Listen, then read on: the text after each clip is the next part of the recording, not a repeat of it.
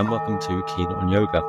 So, this is a Christmas holiday podcast, and I thought I'd do it on intentionality, a Christmassy-like topic, kind of vis-a-vis positive thinking, really. But another way to say it, I think, is intentionality. So, it'll be, I'm not going to say it's going to be a ramble, but it's just going to be a little bit different, this one. Not so technical, at least not on yoga asana, and just thinking about, more generally, what does a spiritual practice look like? And to that end, what I'm suggesting is it's about intentionality, building intentionality. What does that mean? Well, I suppose, first of all, we have to go back and look at what spiritual practice means then. And we can look at the word spiritual.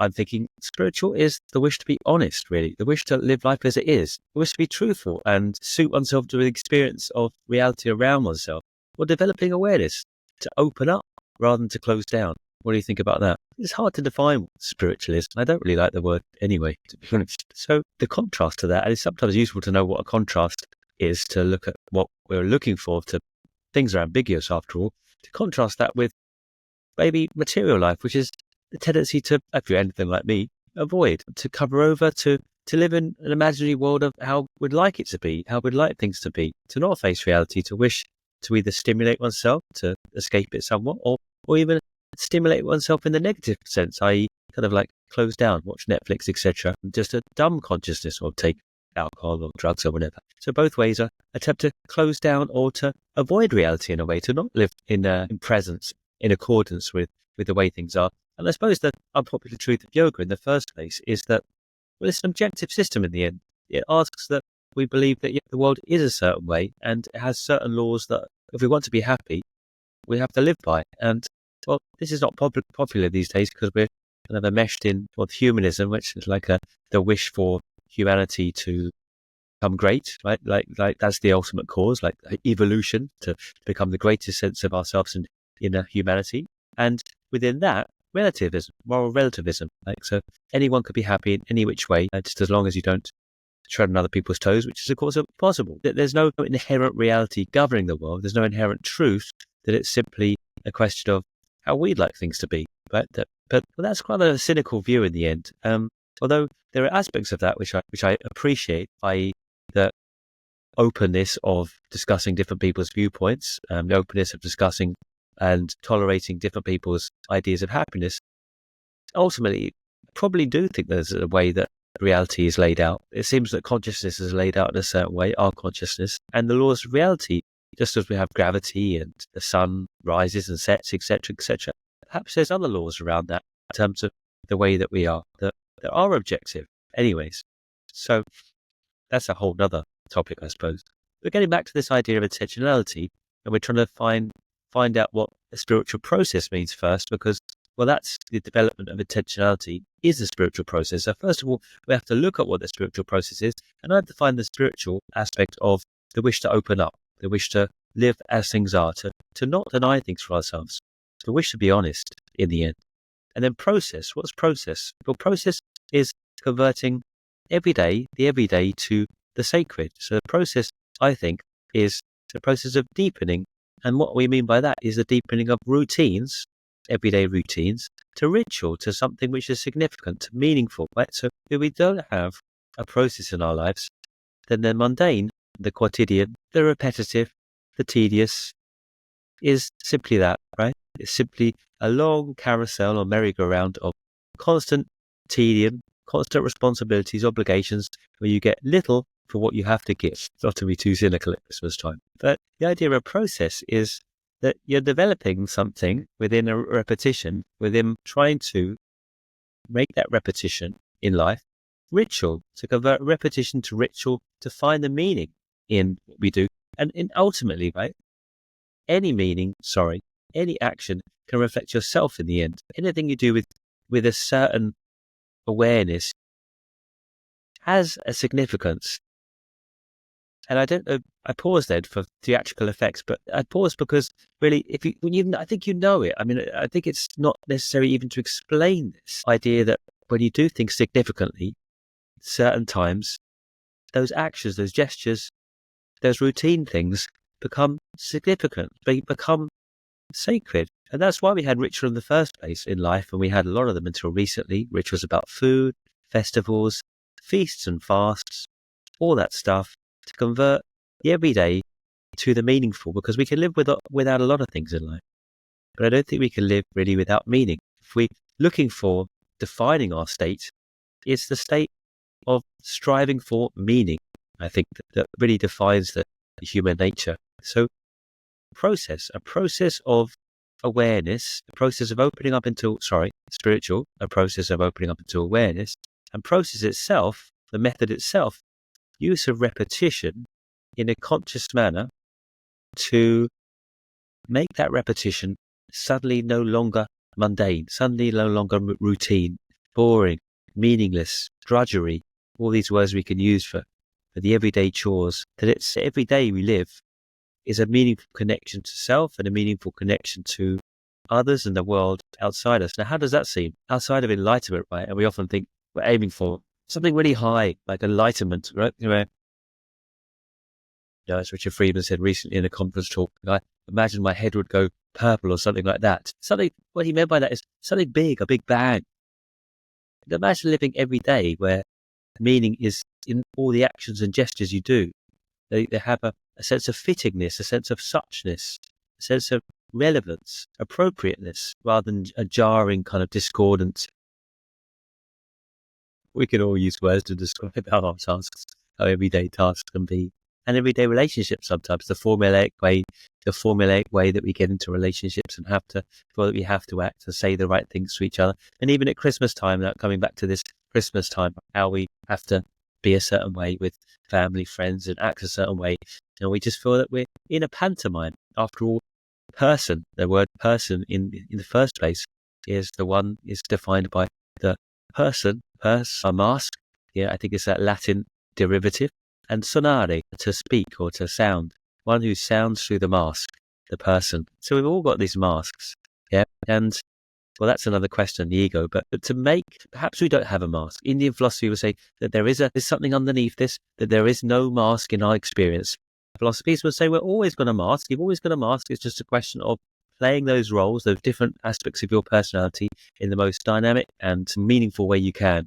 But either way, it's just this question of tapping into something in myself in the everyday life that makes it imbued with meaning rather than meaningless. So spiritual process, one of opening and one of a meaningful everyday routine, perhaps. There's other ways we can define that. Obviously, I'm sure we can look at many different angles of what spirituality and process or method mean, but that's one way. And within that, now we get to this idea of intentionality, right? Because everything is the intention, right? Everything is why you're doing it. Now, why you're practicing in the first place, if you're practicing asana, or why you're meditating in the first place, or why you're doing pranayama in the first place. Now, if the mindset isn't right, the whole thing is meaningless. And when the mindset is right, almost, you don't even need to do it. When you're there, yeah, and that's how it should be in the end. You do it because you like it, but not because you need to do it anymore. Because when the mindset is there, when the intentionality is there, there's no method necessary. So it's building this intentionality. And what I mean by that, like to try and define that word, I guess I said at the start, like positive thinking. It is a sense positive thinking, but not that but positive thinking suggests the idea, the intention that you're trying to trying to feel positive, trying to speak to yourself in a positive way rather than the negative way that you are normally used to hearing your voice in your head. But that's a fakeness, right? That suggests that we're trying to cover over all this bad stuff inside by this positive, shiny positive veneer, a superficial veneer over a load of stuff that we don't want to see. So that's not really the honesty of spiritual process, right?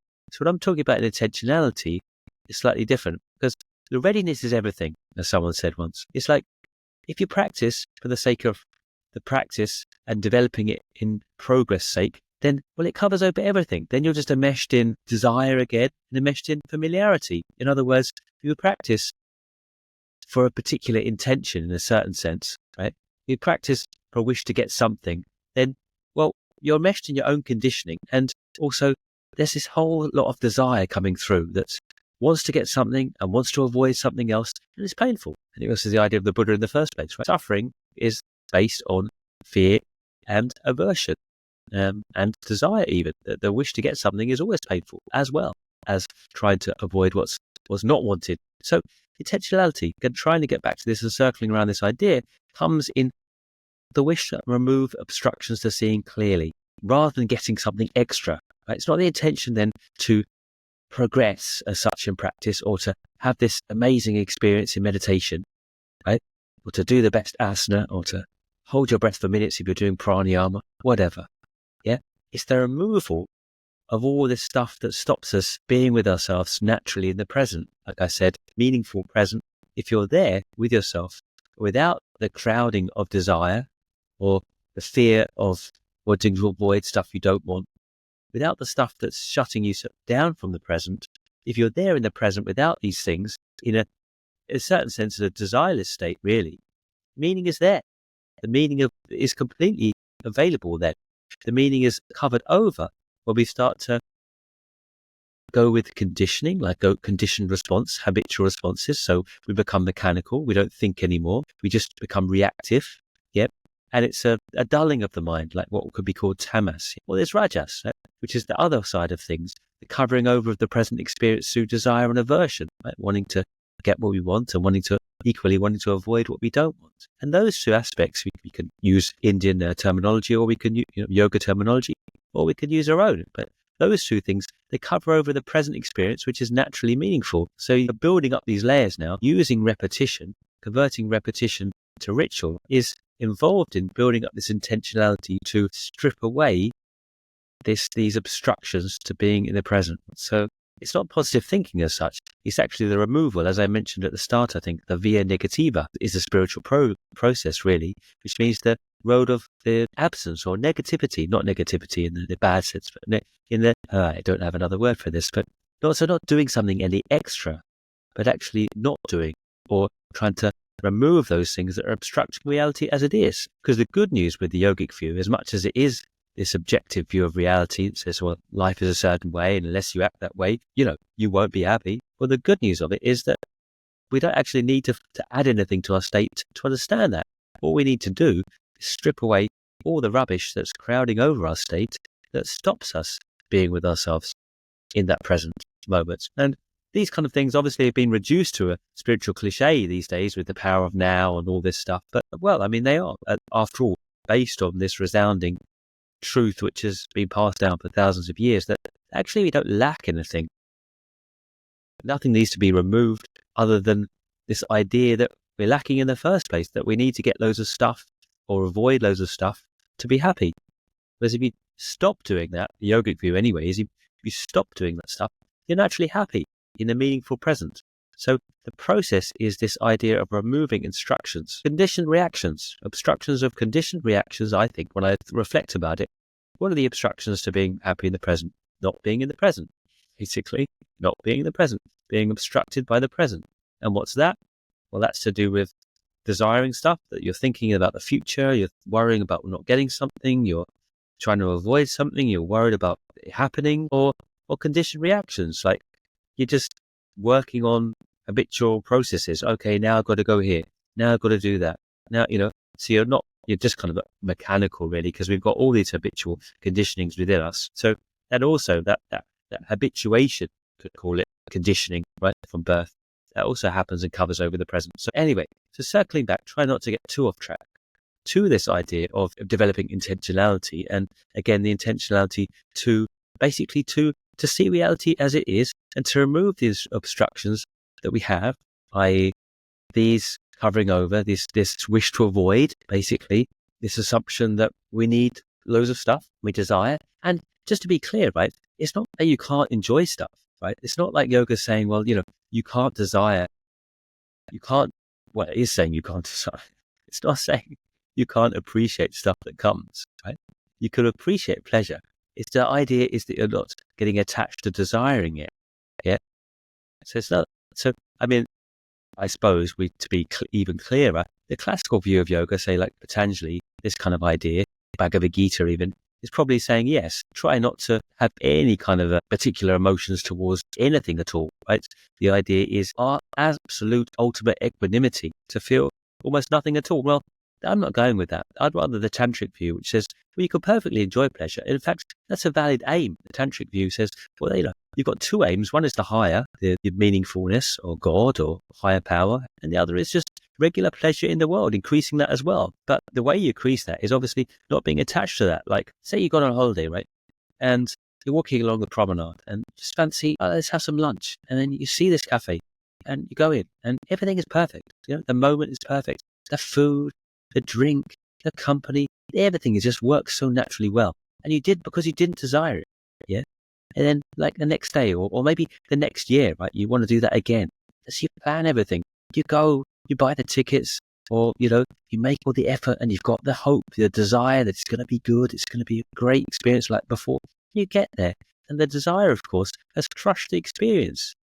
It's crushed the whole spontaneity and the joy out of the whole experience because you decide it too much and you want it to be good and you're just looking for enjoyment so much in it. And we've all been there, So what I'm saying is that it's not to say don't desire when we say that the intentionality is to, well, I am saying again, sorry, getting this clear, right, to myself as well.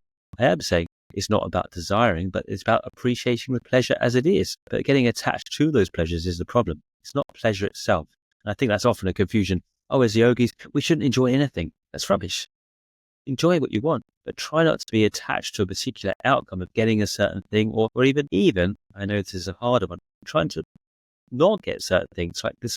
Oh, well, there's loads of things I don't like and I really worry that those don't happen to me. That's a harder one. Anyway, so how to build this intentionality of, I suppose what I'm talking about in the end, it's not, as I said, as much as it's clickbait to say positive thinking, because it's not that. It's the intentionality to remove obstructions to seeing clearly and living life as it is. So in a way, it's letting go how we want life to live, trying to constantly shoehorn or manipulate life to suit ourselves, to letting go to the fact that we're probably more in the passenger seat than the driving seat. And we probably even prefer being in the passenger seat in the end. It's much more enjoyable than trying to be in the driver's seat with a life that doesn't allow us to do that anyway. So intentionality, building up the wish then, as we're building up the term of intentionality in the first place, building up the wish then to let go into the present, to see things as they are, to face things as they are, and be okay, accept the things as they are, even embrace the things as they are. As long as you embrace something, there's some things you don't like, and then you embrace it. So I'm going to do this the best I can, like this job, this responsibility, this obligation. I'm going to do this the best way I can. I'm going to lean into it. And when you can do that, you actually say, oh, it's not like I don't like it anymore. Because the whole part of resisting it was what I didn't like. That was the unpleasant bit. And when I'm actually there with it, actually, it's not that bad. As a texture, as a flavor, as a dynamism, that's all quite fine. Yeah, there's the worry about it, the labeling that it's something I don't like that caused it to be so painful in the first place. So the intentionality to accept the experience in front of us, perhaps as well. And how do we do that? That's the $1 million question. And that's why we're here. And I'll briefly try and explain that a little bit. So, well, first of all, we can say we're doing it, right? And that's positive thinking. We can pretend we can do it. We can fake it till we make it. And that's not a bad idea all the time, because sometimes if you act that way, you kind of are that way. You kind of become that way. It's not altogether bad, but also it can be a bit problematic because it can take us into denial, right? We're acting a certain way that we don't feel like. And that's also painful, like at Christmas sometimes. It's when you have to act a certain way, but you don't feel like acting that way. Right? So how can we develop that intentionality that we do more feel that way that we act, and there's not that discordance between what we feel inside and the smile that we're showing on the outside? Well, the back of the Gita says, sorry, a little bit of a noise distraction from the south of Spain where I'm recording this right now. And by the way, I'm going to do a retreat in the south of Spain next week. Well, you don't need to know that because it's already full. That's what I'm doing over Christmas this year. So I thought, share that with you and let me know what you're doing over Christmas, because I don't know many of you, but I do feel a connection with everyone here. And I want to say again, I thank you so much for listening to any of this and supporting the podcast, because without your interest, I wouldn't be doing it. And I really enjoy it. And I think we've had some amazing guests. That little interlude done. We're going back to that intentionality and building that. Well, the Yoga Sutra said, Shraddha Virya Smritihi. Faith, effort, virya, and memory, reflection, smriti, to remember. So there's three things: developing intentionality, right? Spiritual process, just to keep on track. Faith, you've got to have a little belief that things work. If you don't have any faith, then from one moment to the next, you'll just think, I don't feel like doing it today. It might not work. Maybe that works. So you'll do that. And then that's, well, maybe it does work. I'll try again. Faith is consistency. That's all it is. You have some belief that you need to exert consistent action. Yeah. And if you do, that it is worth it. That there is a glimmer of truth in what you're told or what you've experienced. And you assume that both are necessary, right?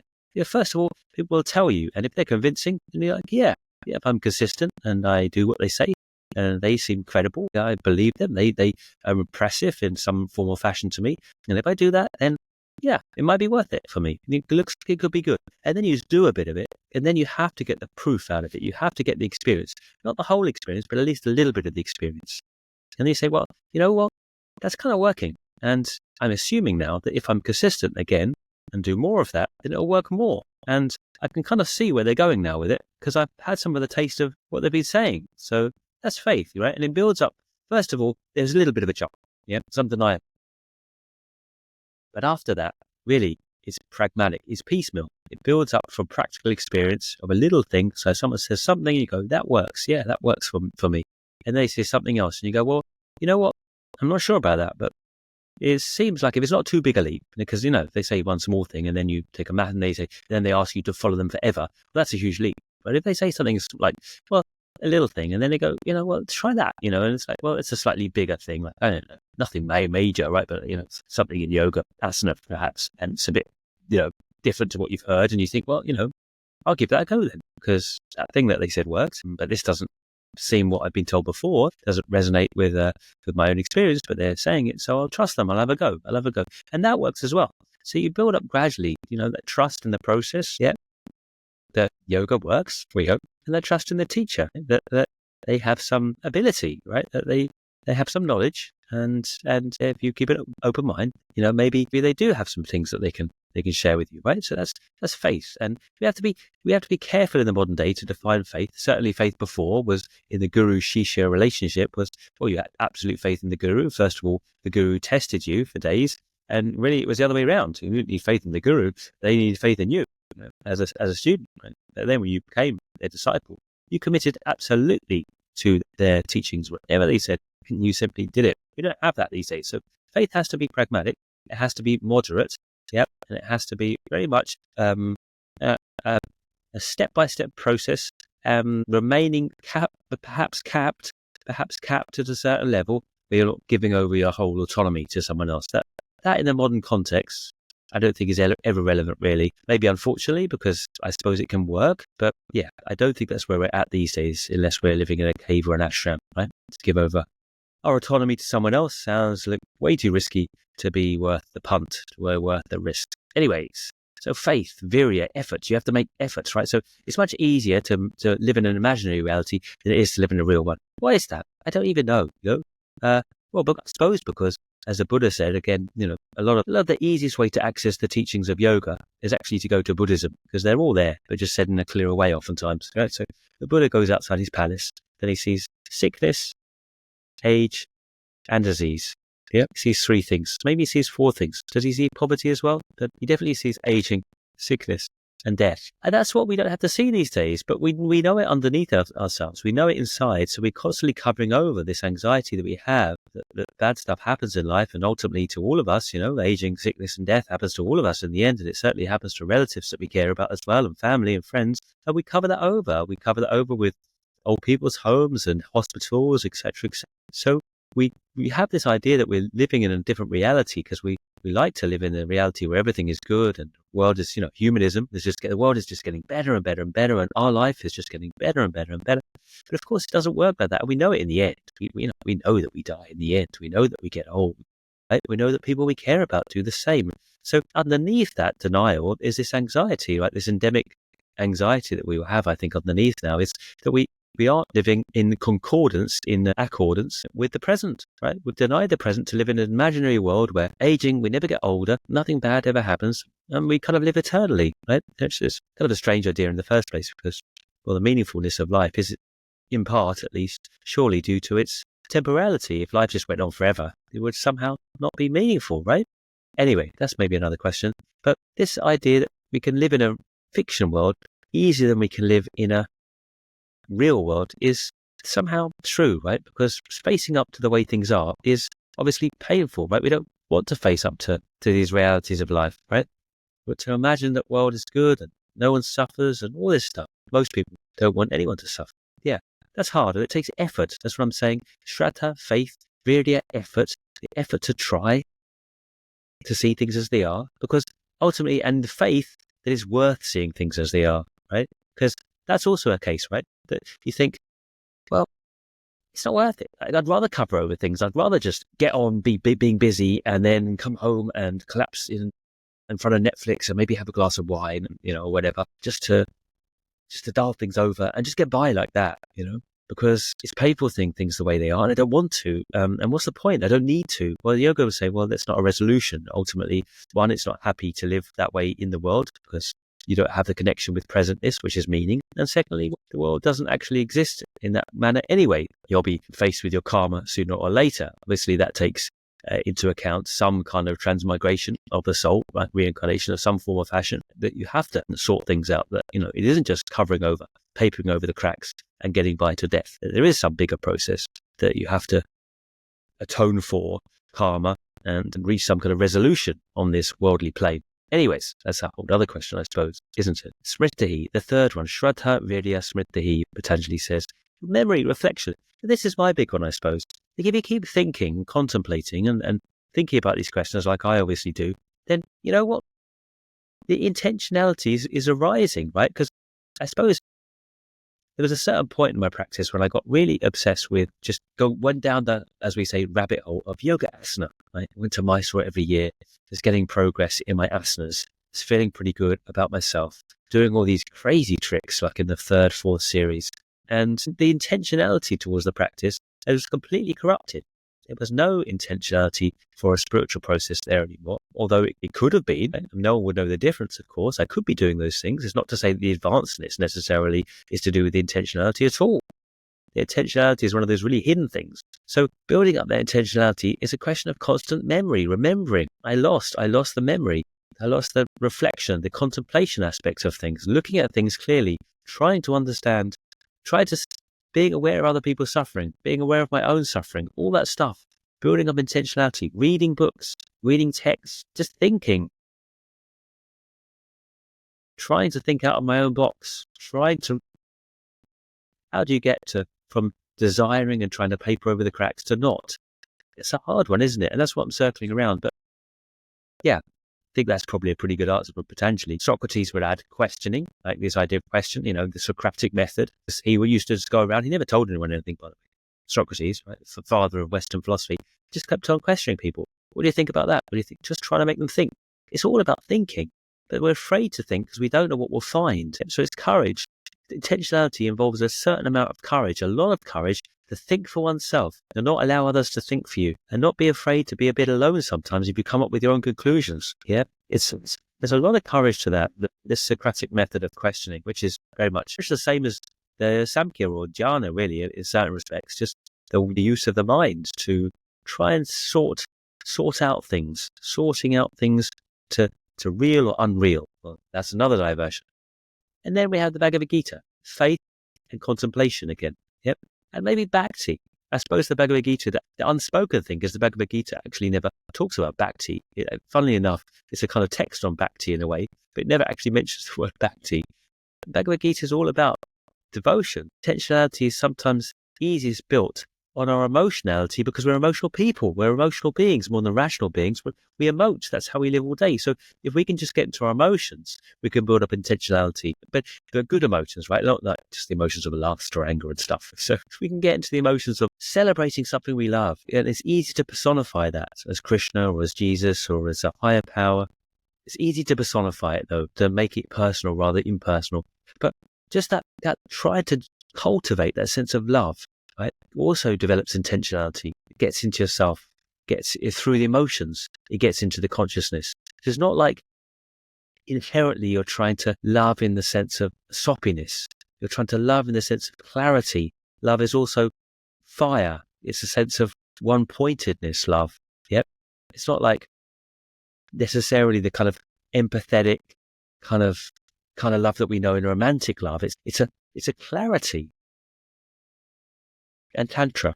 Tantra is the right method. Tantra, doing the actions that are appropriate for cultivating something in the body. It's a little bit like magic, really. You do the certain actions because the body is structured biologically and hormonally in a certain way. And if you tweak those certain things, if you switch those certain switches and twiddle those knobs, there's something will happen. I believe it because I feel it kind of somewhat happened to me with Hatha Yoga. If you do it in a certain manner, if you do it with the diaphragm, if you do it with pressurizing the body, then something does happen in your consciousness. Yeah, I certainly felt in my early days, as I said many times, that nothing would ever change through just thinking my way out of it. But I had to do something with the body. And somehow the asana actually in and of itself worked. Yeah, it worked for switching some switch in the body that affected the head, basically. Right? It's like I often say, how do you use the broken tool of the head to fix the broken tool, which is also the head? You have to use another tool to fix the broken tool, and that's the body. The body doesn't lie. As Bessel van der Kolk said, the body keeps a score. So, yeah, intentionality can also just be simply built up by doing something with the understanding that you've got to get the method really precise. And then, because you could, of course, you could do the things, you can practice every day, but if the intentionality isn't there, it's $1 million question. Well, how do you get from not feeling it, not wishing really to develop a wish for truth or a wish for awareness, but really just to cover over the cracks and value oneself more and more in an egoic sense? I mean, I've certainly been there. There's something bona fide spiritual, right? The wish to be as one is, the wish to develop an immediate direct relationship with one's reality and other people, that kind of thing. Well, simply doing the ritual. If you do the ritual in tantric yoga in the way that's designated, then that can actually switch the switch in your body that affects the head. Yeah. And the final thing I would say is the intentionality can be brought up through karma yoga. That's probably the other method. So we've got bhakti, say this one-pointed attention on emotion, and the emotion of care and love directed at in a certain being develops intentionality. Karma yoga, I'm going to come to now, just reiterating the tantric idea. Hatha yoga, we could say, the Socratic idea, yeah, which is just using the mind, questioning, or jnana yoga even, the yoga of the mind, jnana yoga, the yoga of the mind, thinking, just thinking yoga. So covering all our bases here. And finally, karma yoga, which is the fundamental basis of the Bhagavad Gita. Karma yoga, doing the charitable actions, doing actions for others, trying to do good actions, socially good actions, so ones that don't involve necessarily things that you'd like to do, but you do them because you feel that's the right thing to do. Well, if you do them in the right way, obviously if you do them just to look like you're being good, that doesn't work so good. But if you do them because you know that those actions can affect your consciousness and you're striving for the highest consciousness, then, I mean, also you might feel that you can develop that empathy within those actions as well. By doing those actions, you start to develop that interest and empathy in other people. Because ultimately as well, part of our meaning process of developing the meaning is that recognition that our consciousness, although individual, I mean, Buddhism might say differently. Yoga says we have an individual consciousness that's distinct and is ours. Yeah, Buddhism will say like there's no inherent consciousness, that it's all one consciousness. But anyway, but either way we think, that consciousness, whether it's distinct or whether it's merged with everyone else, it's connected. So meaning, we don't make meaning in a vacuum. You can't make meaning in a void. Maybe think about that this Christmas as well. That the meaning has to come from connecting to others in a meaningful way, in a way that's direct. And perhaps we don't always need to agree as well, as long as we're honest with ourselves.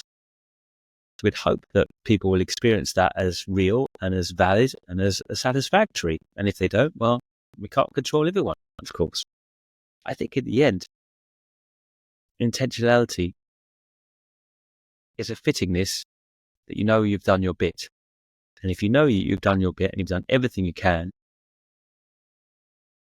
and you wish to be present and you wish to be the highest, most open sense of yourself that you can be. Open, I don't like that word.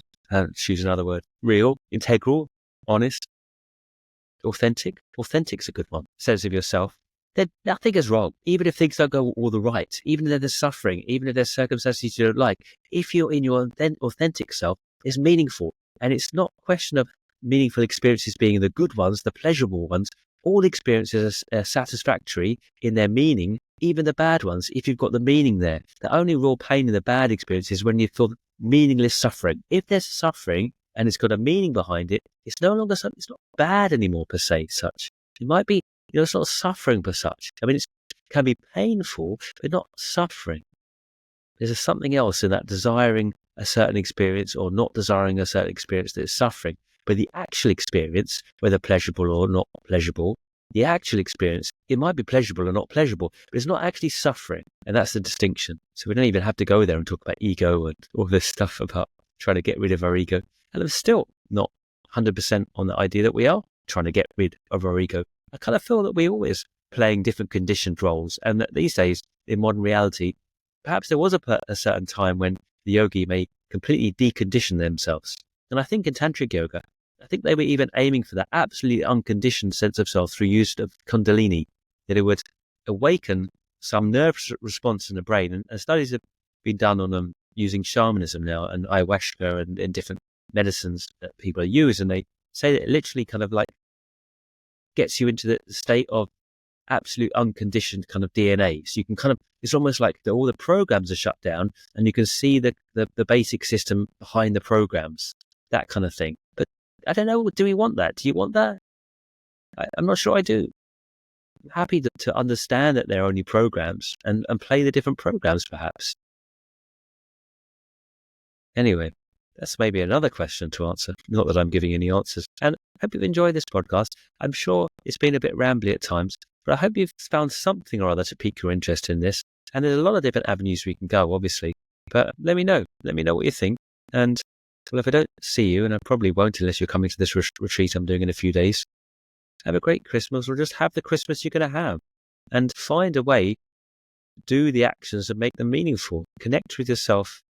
And if you don't connect with yourself, then don't blame yourself either. The intentionality is everything. And the readiness is, is all about building the readiness. And when the time is right, you'll drop into it more and more. Because just to share a personal anecdote, I had years of suffering of Christmases, many, many painful experiences of being anxious and depressed and being at Christmas and feeling like I had to act in a certain way and be a certain way for others, and whilst just really not feeling it. Because, well, I was a sufferer of mental health difficulties for all my adolescence and teens. Well, teens are the adolescents, for my young adulthood. But keeping with the routine, repeating the routine till it became a certain ritual, and then feeding that ritual back into everyday life with the thinking, with the certain sense of looking at text. Don't have to even be yoga text. Yeah, look at the text that you like, that inspire you. Literature, plays, movies, stuff that has a good meaning, that catches you. It's got to catch you to get you back into the state that we're all there ready to experience, if we can just kind of get ourselves out of the way a bit. So that's the $1 million question in intentionality in the end, I suppose. How to get ourselves out of the way a bit. But again, have the Christmas you're going to have. And, well, I shan't see you, but please take the time to comment if you like. And maybe come to the Bali retreat in February if you're feeling like you'd like to treat yourself or get away in the winter. Then maybe I'll see you there in Bali. It's 2 weeks. It's going to be a bit of an intensive, like I like to do them. It's not a teacher training or anything, just an intensive practice time. We'll do practice and study as well. Study of philosophy and study of asana in a pragmatic way, as you can see that I like to do. No ambiguous language, no high claims, just down-to-earth ideas that we can discuss together that might make our reality just a little bit better every year. So I'm thinking of you. Do the best you can, and I'll join you after Christmas with another new guest. Bye for now.